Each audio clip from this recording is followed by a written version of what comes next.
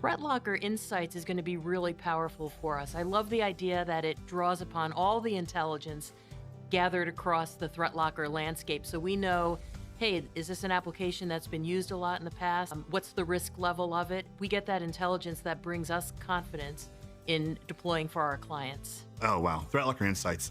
This is one I'm the most excited about. Being able to see in depth what's going on at any point in time and using that data to make decisions that we need to make. The ThreatLocker Insights and the ThreatLocker Patch Management, really exciting at the moment. Patch management is one of the things that the industry has struggled with for years. The patch management coming from this platform is going to allow it to be done in an intelligent way, securely.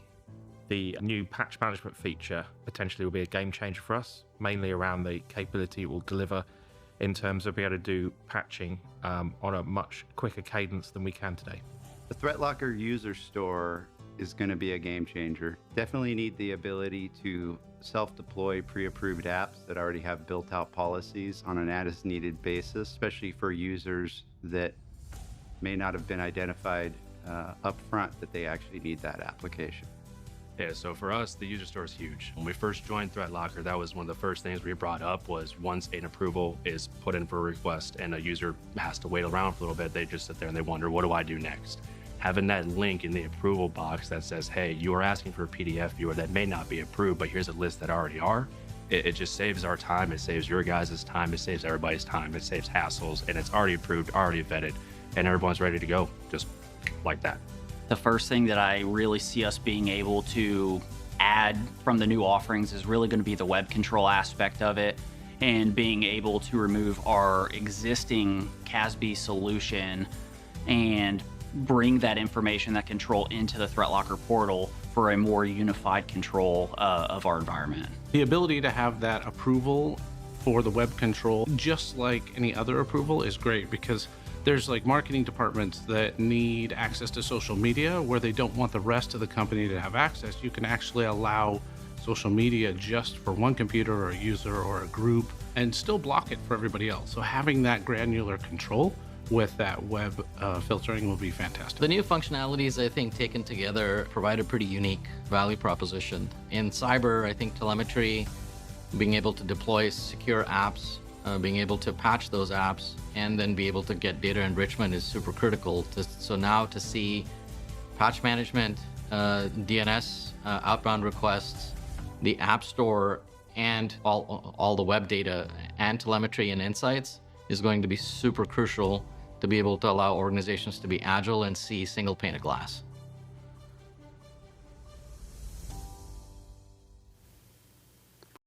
Good morning, everybody. Welcome back to, I think, was week 5 of the 100 days to secure, or week 4. Apparently, I'm ahead of myself, of 100 days to secure your environment webinar series.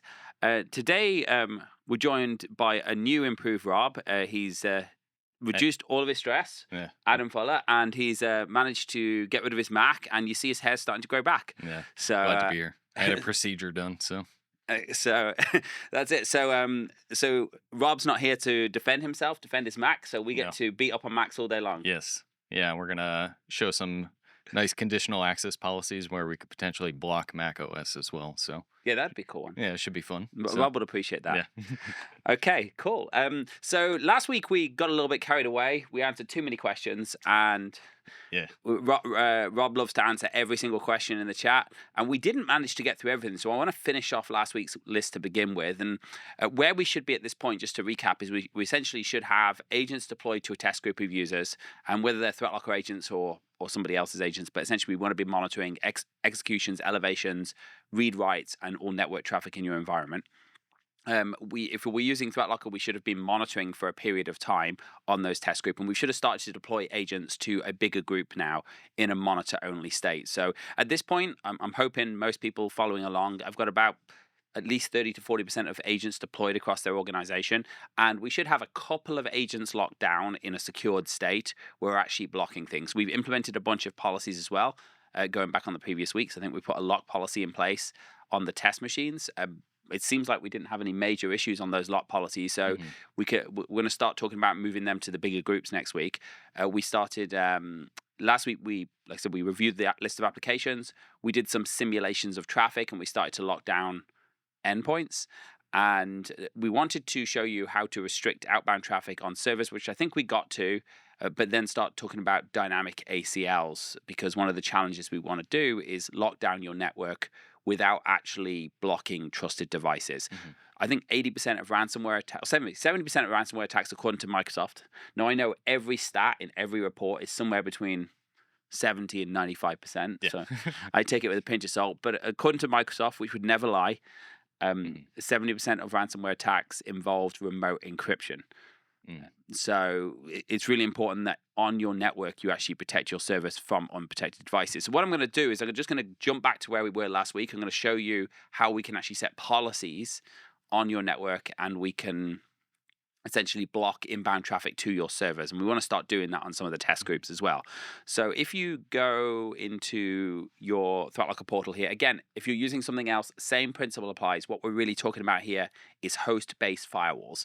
So what we want to do is on our endpoints, ideally, we want to set up a policy that says, so I'm going to pick workstations group in ThreatLocker to deny all inbound traffic.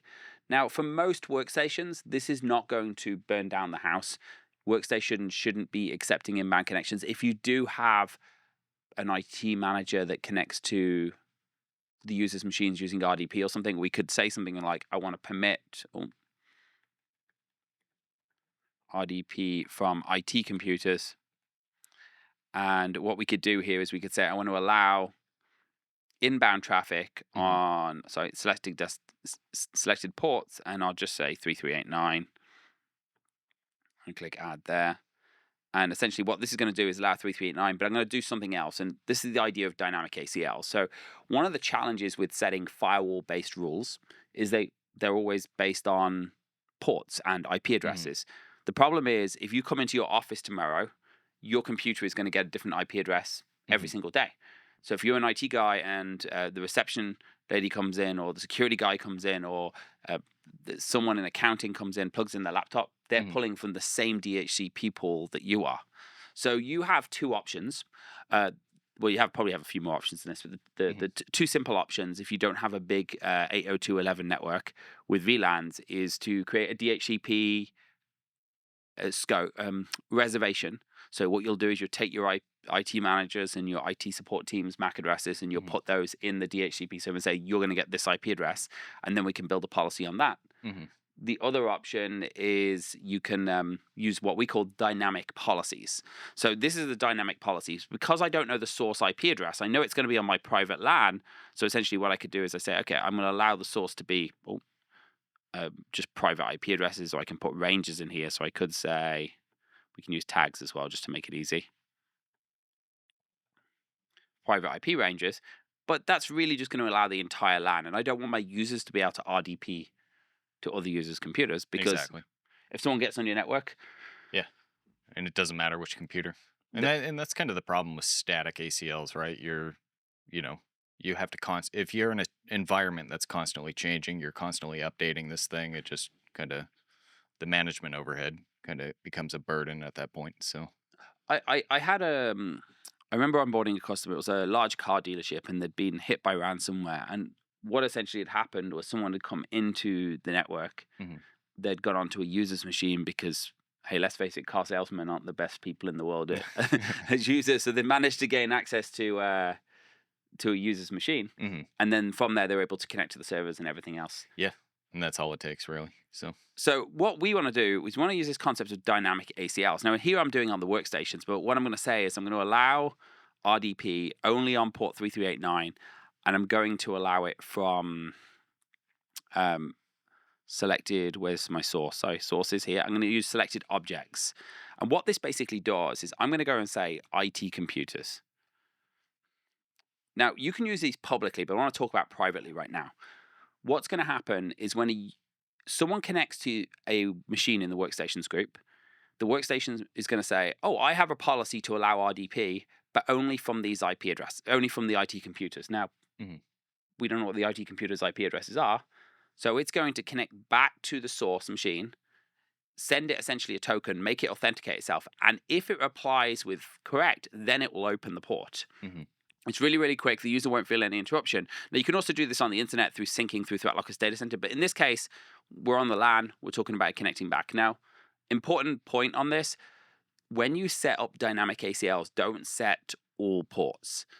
Because if you have a web server open on the internet and you say, I allow my entire organization to access everything and then allow my 100,000 endpoints as customers to access our web server, before it allows your customers, every time a public IP comes in, it's going to connect to ThreatLocker and say, hey, who owns this public IP? Even though it doesn't need to, because we essentially have an allow further down. So make sure you're using specific ports like RDP in this case. So I've basically got a policy that says allow inbound from the IT computers on 3389, and I'm just going to permit it. This means my IT team can continue to manage. So very easy policy to put in place, and it should be very simple. So the next thing we want to do is look at the servers as well.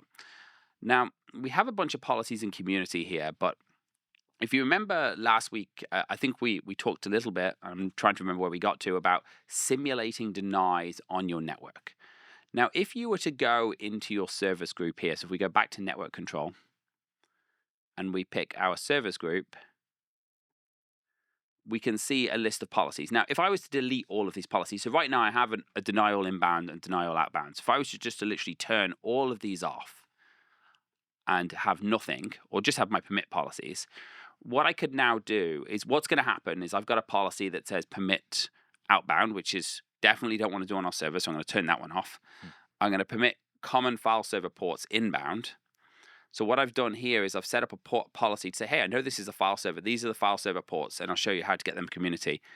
And I'm allowing anyone in the organization. So if someone comes in with a home laptop, someone brings their own Mac in. Let's just keep beating up on Macs today. And they try. Sorry. Actually, I remember doing a ransomware recovery for a school, and it was a teacher who brought their own Mac in because they didn't want to be restricted by Windows. And they did remote encryption onto the file server. So it's but that doesn't mean all Macs have ransomware. But if someone brings their own Mac in or something like that, they can connect to the same network. They won't be able to connect to the SMB port. So I've just said this one object, which is my organization, essentially. I've allowed the port. So I've gone through and I've created what ports I think I need to create. I've created inbound ports. I've got a policy here, which I'm going to, and I'll explain that in a moment. Allow RDP. So I've said allow RDP. Again, I've said this just from the developers' computers, but I could say IT computers if I pick my object. Click add there. So I've got I'll get rid of developers because we don't want them RDP into our servers. And you'll notice I've created another rule here. I realized, hey, I've got a scanner, and the scanner sends to my email server. So I want to allow, what I've done is I've basically said allow port 25 from this IP address, which is the IP address of my scanner. So I've gone through and created policies, and then I've got Active Directory. And this is one you don't want to forget. So Active Directory, again, I've only allowed my corporation to add these ports. And I'm going to add one more here, which isn't in here. If I go into network control, and I'm just going to say, I'm going to allow DNS. Now, the reason I'm doing this, I'm not going to do this from any sources. So what I'm essentially going to say is all computers can access DNS, regardless to whether they're trusted computers or not. And the reason I'm doing this is because if you have someone come onto their network with a phone, you want them to be able to get out to the internet. They need to resolve to the DNS server. I also want to make sure that they, when a user connects, they can get onto the internet. They can check into ThreatLocker and they can respond appropriately when somebody says, hey, are you allowed? So DNS, we're going to say allow all inbound. The source is all. Again, if it's a private DNS server, we can always go and use, hey, I just in case I open this up to the internet by mistake, I'm going to limit this to private IP address ranges. I'm going to say port DNS 53, click add, and I'm going to say permit. So now essentially what I've got is what I think is all of my server policies that I need. Now, you know I'm wrong. Some things could break, but you know, as long as we're simulating those denies, we can kind of see everything that's going on, right? So, and that's the point. So essentially the state of this now is we have permit policies on these, which means if this comes back with permit. Even if you got it denied on the Windows firewall, it's going to overwrite that and it's going to say this is a permitted action. If we had no policies, it's going to default back to the Windows firewall. So when you go into the unified audit here, you can actually do the same thing we did the other day, but we're going to say simulate denies. I'm going to have no traffic here. I'm going to say network, and I'll be able to see all of our denies on the unified audit there, and I can make any exceptions. I wish I had a deny. Let me not say simulate denies. Let me just say denies, because I had a policy in place blocking action type network.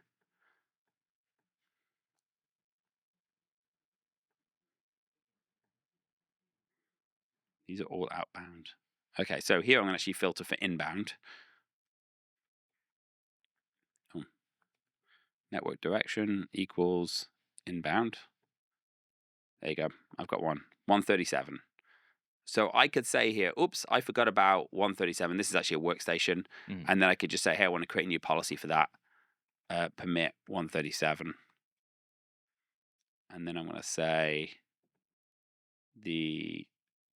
it's automatically filled in the source because it sees the IP address. But I'm going to say, hey, I'm just going to use this as my trusted objects and say Colchi.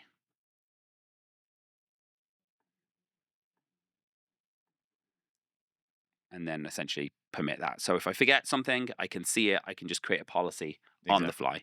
And if you've got mission critical servers, it's really important that you do good simulations for a period of time. Yep.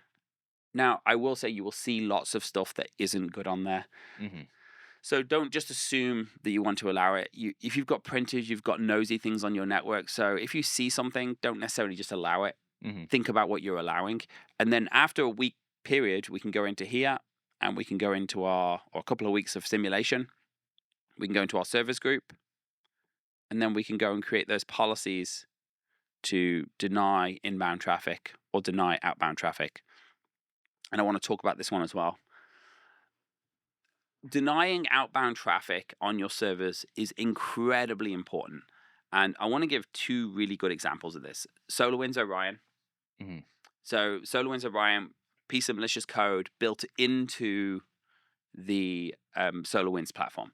So a Russian nation-state attack got into SolarWinds source code. They put malicious code in there. The malicious code did nothing for 3 weeks.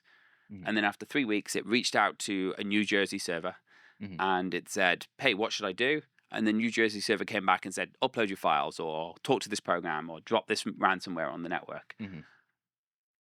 If those servers had no outbound access, it couldn't reach out for its instruction. So you shouldn't be browsing the web on your server. So just blocking outbound traffic, really, really easy win. Exactly. And I think most firewalls out of the box will come with just outbound traffic allowed. They'll just block mostly inbound traffic. So it's definitely something to keep an eye out for. So yeah, and you can do this on the firewall as well as if you know your servers are in a certain range of IP addresses. It's even better if you do it on both. You've got you just kind of reduce the attack surface as much as you can, right? So and that's always a big win when you're stopping an attack like that. The other one was an exchange vulnerability. Now, the exchange vulnerability technically allowed the attacker to push the malicious payload to the server, but most of the attacks I saw actually involved pushing an instruction, a payload, which then ran some kind of PowerShell script to download something from the internet or ran something to download from the internet. So again, easy win. Here's your gotchas that you got to think about. Using dual factor authentication like Duo that does a push when you log onto your RDP server, it needs to be able to get out to Duo. If you're using anything, Windows updates, obviously, another one you want to think about, making sure you're not blocking updates for Windows updates. But they're really, really useful. Outside of that, the simulation is going to help. But if you can turn off outbound traffic, I think we're at a point now we should be doing some simulations. If not this week, next week, we want to start, at least on those test group of servers, we want to start turning that off and make sure everything continues to work okay. If it goes wrong, obviously, if you're a bank or an airport or a hospital and this is your critical system, don't test on your critical system. But if it goes wrong and it's a regular server, it takes 2 minutes to go into here and just turn that policy off and hit deploy policies, and everything's back up and running.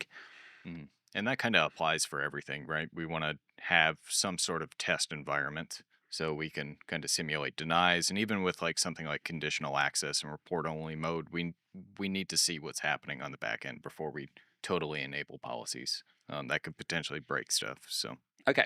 So the next thing I want to do is I want everyone to ask themselves, if they use a VPN, do they need that VPN? Do they actually use it, or is it there for now and again, or very rarely used? And VPNs are huge entry points into network. Everyone thinks, I have a VPN, so I don't have my Exchange server published on the internet. That's means you've got a VPN published on the internet. If your Exchange server was published, they exploit a vulnerability on Exchange, they can potentially get to Exchange. If the VPN's published, they exploit a vulnerability, they can now get to your entire network. So if you're using a VPN and you don't need it, just turn it off. Like, genuinely, if you have no need for it, turn it off. If you do need it, there's a couple of things you can do to make it more restrictive. So we use a VPN for our dev environment. We have it set so only IP addresses in our office and certain people's houses are allowed to connect to it. So it's very limited use. Most of the time it's used from the office, but we don't want people traveling to China or anyone else in the world just accessing it. So if you can, limit it by the connection on that VPN to your users' devices. If you can't do that and your firewall supports it, limit it so we can... limit it so at least by country. It just makes it harder, reducing that surface attack area, it costs something. Also, once they connect to the VPN, have rules on the VPN itself. Log4j was a huge one with the VPNs. There was a number of vulnerabilities that essentially allowed people to create accounts, so now got access. But if you do have to have it open, either use the VPN ACLs to say that once you're on, what do you want to do? I want to access my email. You can only go to email. Exactly. So, and I would argue, most people are in cloud environments anyway. Sure, there might be, one server or something people need to access on site, which makes the use case for a VPN. But yeah, if you're locking down your VPN to only access my terminal server, something like that, we kind of want to limit the scope as much as possible. So. Okay, and also, again, with the network control policies, you can do the same on the internet. So if you have one web server that's, let's just say you had a Citrix gateway and at web server, you've got dual factor authentication on it, because you absolutely should. Instead of having a VPN, which could allow someone to have access to your entire network, you could publish that gateway on the server and use those dynamic ACLs. So when you create that policy to say, hey, I allow Danny's computer or IT computers to access this server, you could do the same on the web port 443. You could say only, and it will track. When I go home, it will say, I'm going to close the port, but as soon as I see Danny connects his computer at home, I'm going to tell ThreatLocker. ThreatLocker's going to tell the server, open up Danny's home IP address on 443. I think that's a more secure, having a secure web server with dual factor and having a dynamic ACL on it is much more secure. Yeah, now I'm going to pause for questions. Let me just see. I'll get into Q&A here. Oh, we've got loads. That's what happens when Rob's not here to... Okay, so somebody's asked, how does the rule work in combination with Windows OS firewall rules? So I think we answered it, but I'll say it again. Essentially, if you have no policy in place, we're going to refer back to the Windows firewall rules. So you don't have to do anything. It's just going to stay as it is. If you then create a policy to say allow a web server, we will now, what happens is it comes when we connect to the driver, it comes to ThreatLocker. ThreatLocker goes back to Windows, block this, allow this, or defer the action to you. So if we have an allow policy, we're going to defer back. We're going to say, this is allowed. It's now, don't go and block it if you're Windows. If it's a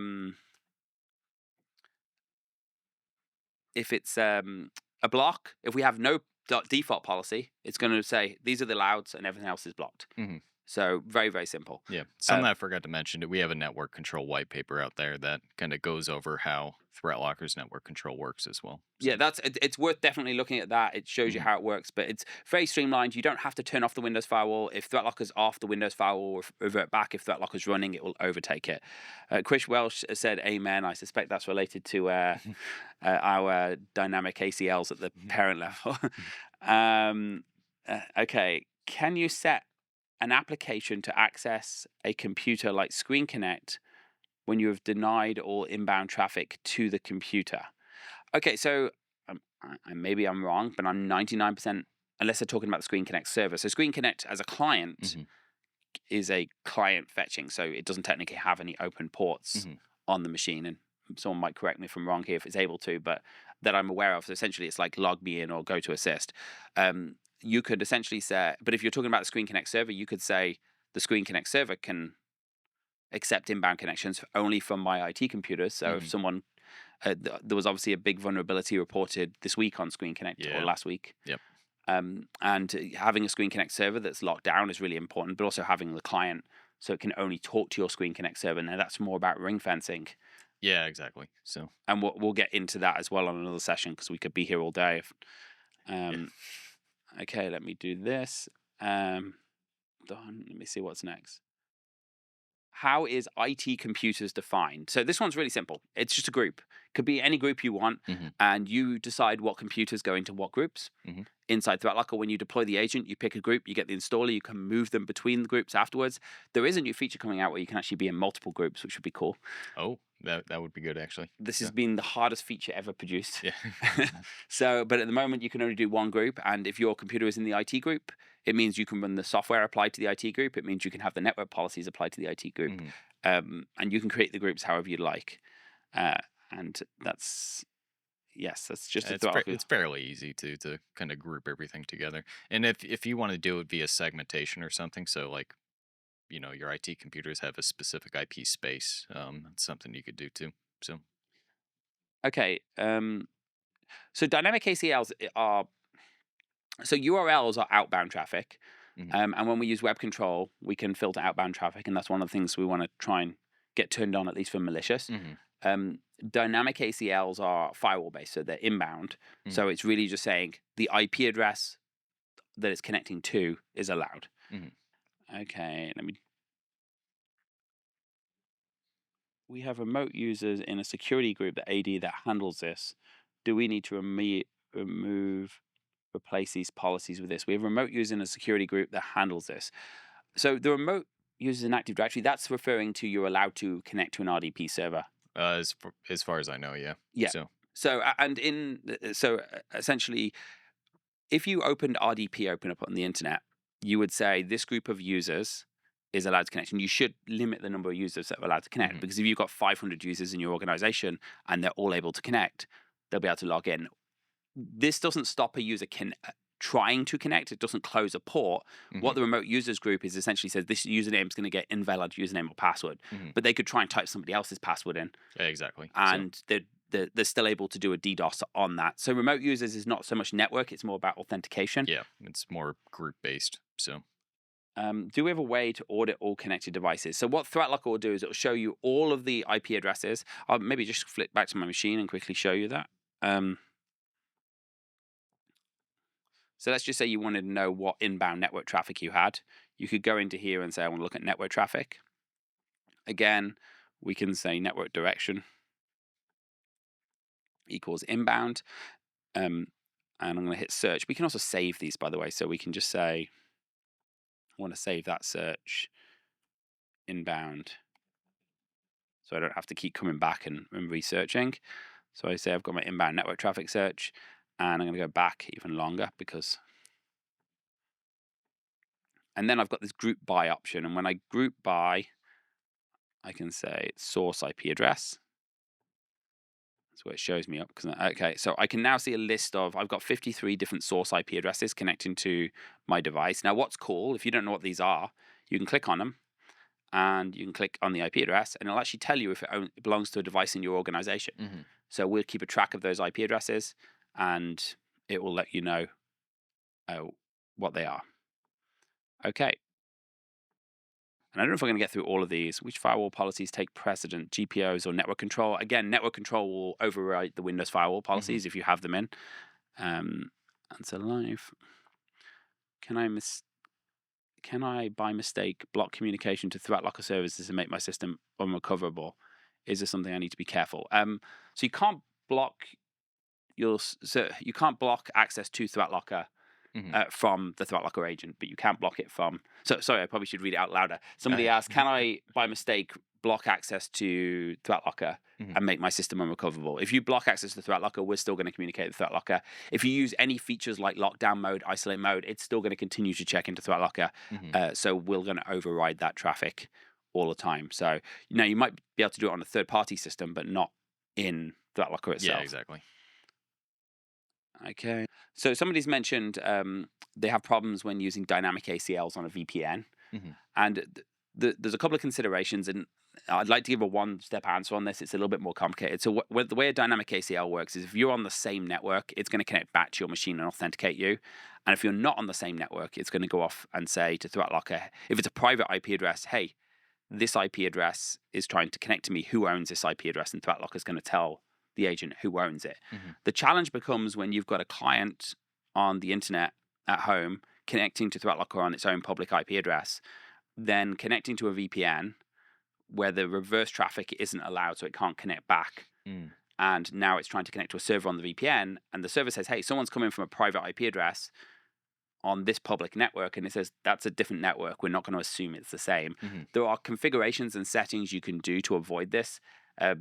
Opening up reverse traffic on 8811 will help with the reverse verification, but also there's some options you can set if you say, hey, I want to trust the IP address even if it's not on the same public network as me. I would suggest you go to your SE or support, and that should help with that. Regards to groups or organization, is there another method? For example, if I'm an owner admin of an entire platform, and I have a group of PCs in an office that I need a third-party IT consulting company to handle their request management, I would also be managing their group, but the IT consulting firm would be first contact. So you can create them in sub-organizations, and then you as the parent can manage, and then you could say, this is a third-party office, this also has a user for your local IT company. Oh, somebody's asked, if ThreatLocker becomes unavailable, will nothing work? If you have dynamic ACLs, and you're relying on the dynamic ACLs, it will resolve from its cache first if ThreatLocker is unavailable. So somebody's asked if I copy what I'm interpreting, if I copy a policy from one group to another and I change the first policy, does it change the second? The answer is no. You can apply policies globally, organization level, which will apply to all groups, but if you copy, they do change. Okay, I'm going to move on to Office 365 next then, I think. I guess the multi-factor. Yeah. Very briefly. Maybe we can move on. Do you want to share? I think the basic idea is use multi-factor on all remote accounts. And it goes for more than just Office, G Suite. As Danny mentioned, Duo for terminal servers, things like that. Think of almost any third-party account that you might use. So let's say, you're using GoDaddy to register your domain.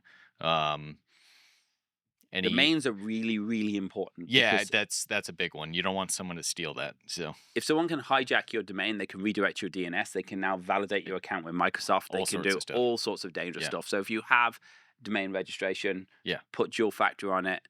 Some of them allow you to lock your domain from transfer. Really good things to do.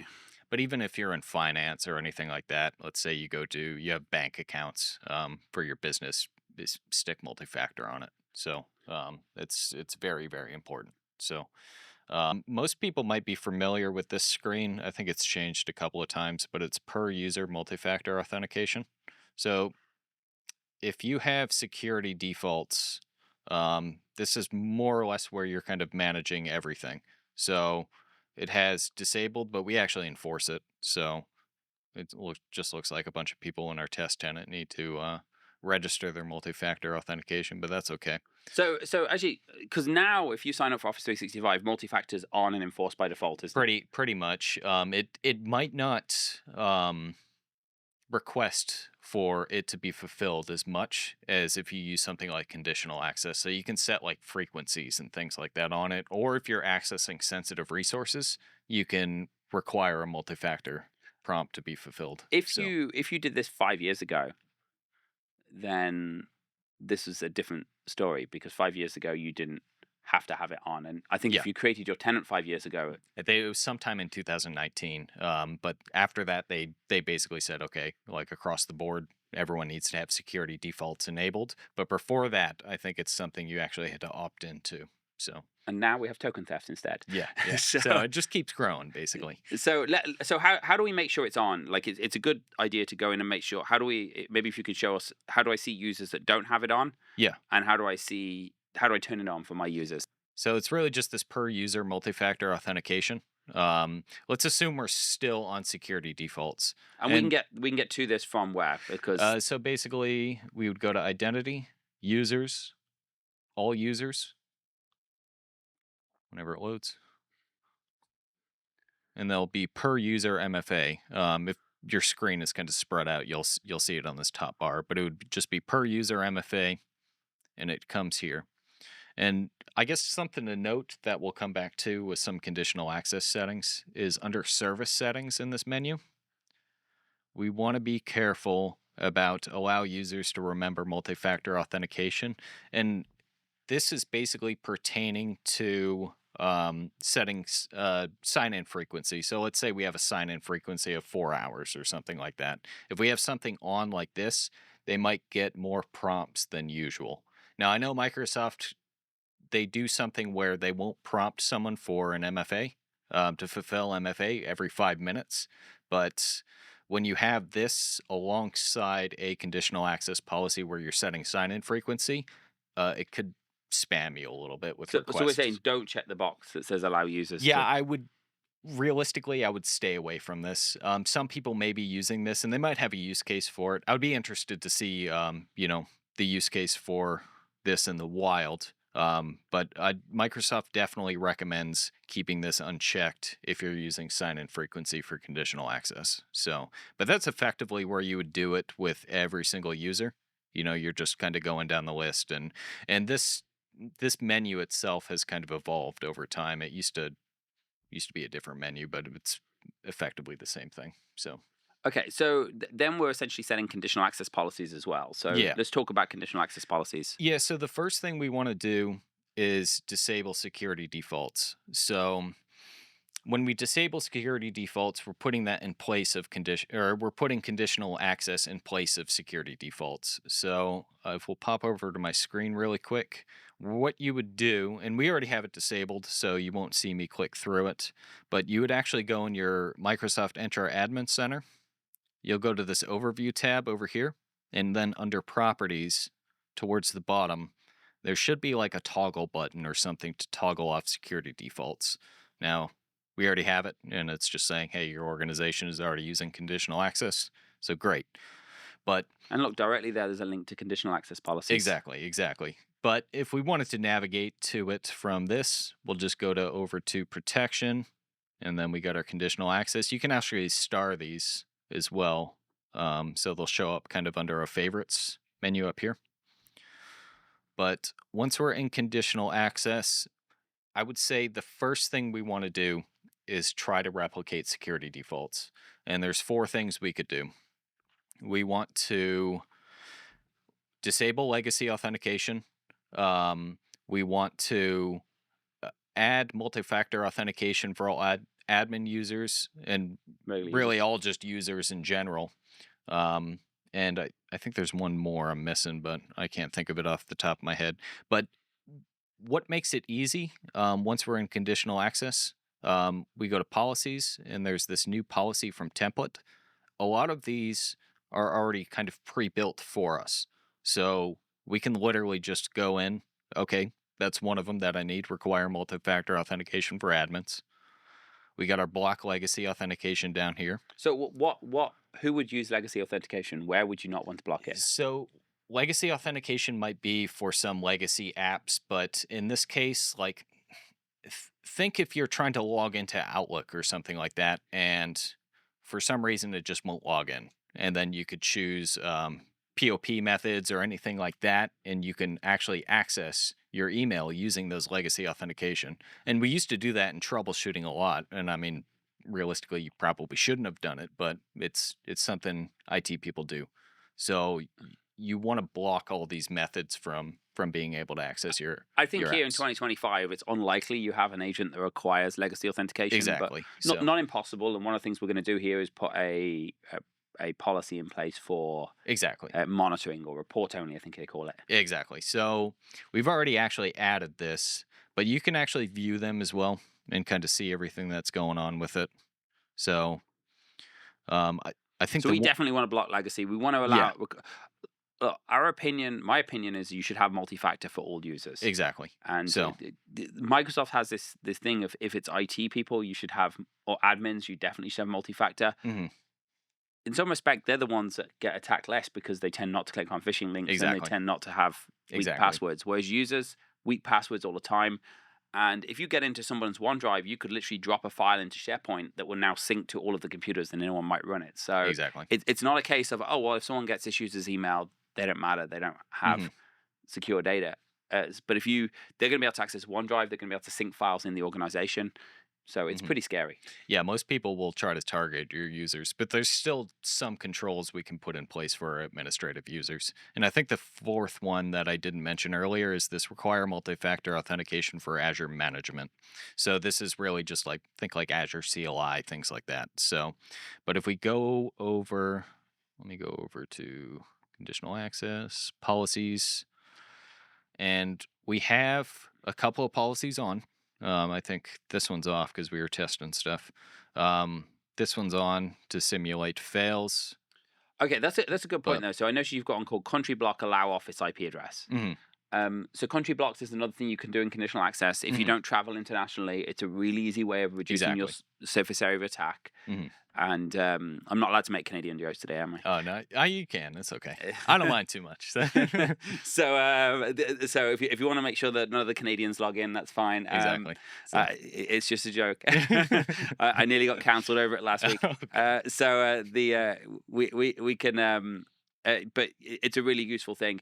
Then also allowing office IPs, and one of the things I like to do is kind of create a policy that says if it's the office IP, don't have that above the others, because if you lock yourself out, then you're kind of toast. And so restricting IPs is great as well. If you can restrict IP, so we've got a bunch of SDRs and people who pick up the phone and harass everyone on the call every day. They don't go home and work from home. They don't access their email on their phone.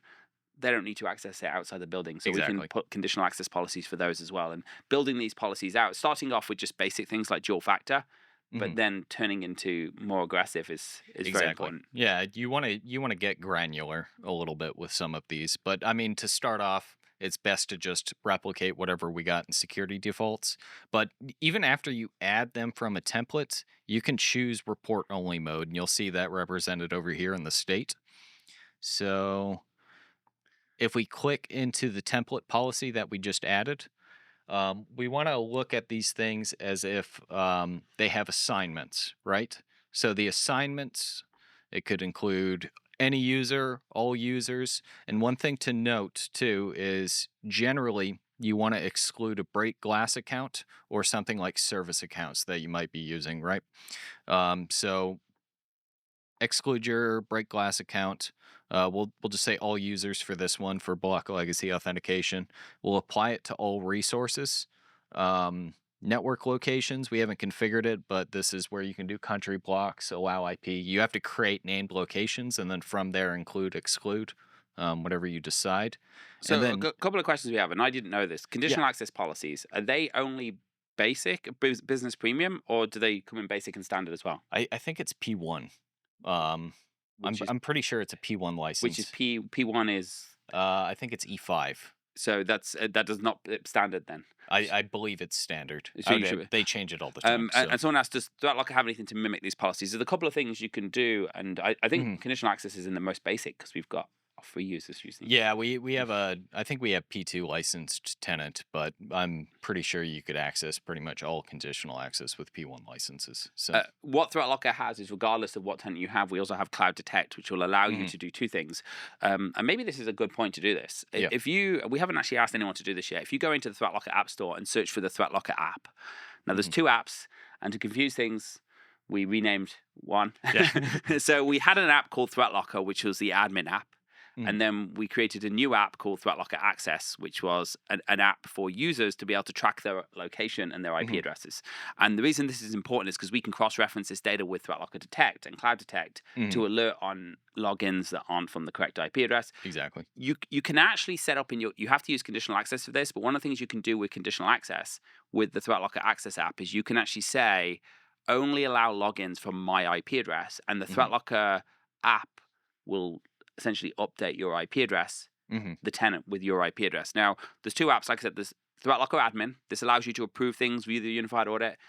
I think it might show as TL Admin on the icon, and then there's ThreatLocker. Now, if you install the ThreatLocker app, it's going to track your IP address, so it will actually report to ThreatLocker what your IP address is. So when we get an alert on Cloud Detect, we can cross-reference that with this. Is this a trusted IP address? New inbox rule, hey, it's their phone. It's probably not as suspicious as new inbox rule from China. And a big thing with the ThreatLocker app too is it effectively stops token theft, and that's a big thing in the industry right now. So Somebody's asked, would you put a MFA on break glass admin?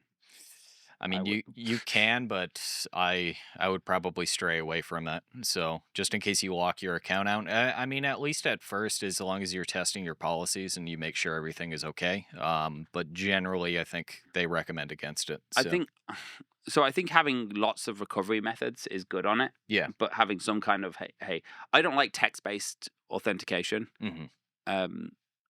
So I don't like text-based authentication, but it's a good backup. Also, on your break class, make sure it's a really long password, and make sure people aren't typing it in and using it and it's being changed.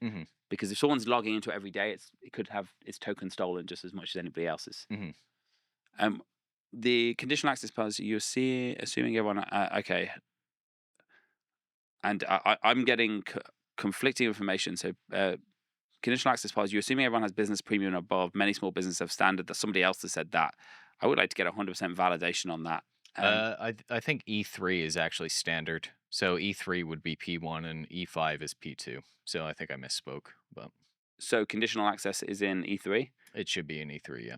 Okay. So we're going to go back and get some definitive answers on that. Regardless to whether you have conditional access, we can monitor those logs.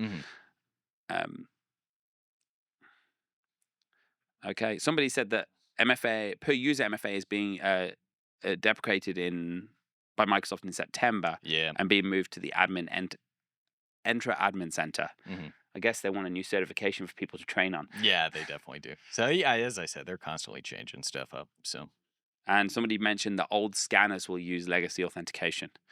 I think they use SMTP. So yes. Now, one thing you can do is you can actually bypass it for a single account. So you can allow legacy authentication for the scanner account only. And that's the point of service accounts and stuff, right? So you want to be sure to exclude your service accounts if you're using them, and exclude your break glass accounts. So one thing on the scanners though, because I've set a lot of these up, and quite often people are just emailing themselves from the scanner, not emailing a customer. And if you're just emailing yourself, you do not need to authenticate at all. You can just point at an SMTP server, the Microsoft one, and it's going to accept email destined to your organization. That's how it does it from the rest of the world. So you don't necessarily need to use authentication on those accounts. So if you don't need it, like if you're emailing third parties from it, that's different. But if you're only emailing your own account, you can set the account to whatever your MX record is, and then you can move forward. And I know some people use third-party SMTP services because Microsoft got a little bit finicky with SMTP at one point. So yeah, it's been very difficult. Well, at one point, I think it's been finicky forever. Yeah. So per user global and use somebody's asked, shouldn't you disable per user global and use conditional access?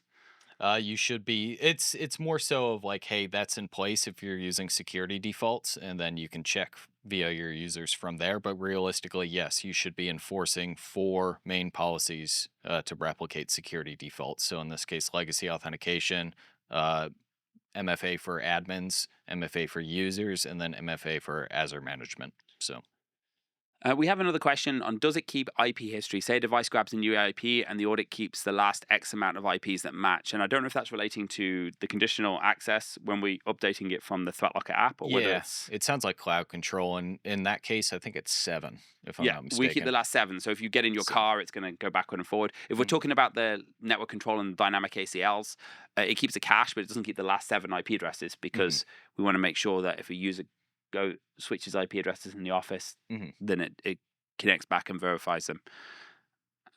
And that one might have been network control. And I think we are nearly out of time. We have a lot of things. What else do you want to show them on this? Let me just go over company branding, but just to tie up conditional access, as I said, we want to think of these as assignments in terms of conditions, and the conditions could be device platforms. So we could actually go in here and block Mac OS. And in the location, we can block, we can block Canada as well if we want. But so we have our conditions, and as long as the conditions are met, then the controls are in place. So these are not like your traditional stateful firewall rules where it processes top down. So just keep that in mind when you're playing around with policies. There's a couple of things you can do in terms of just like...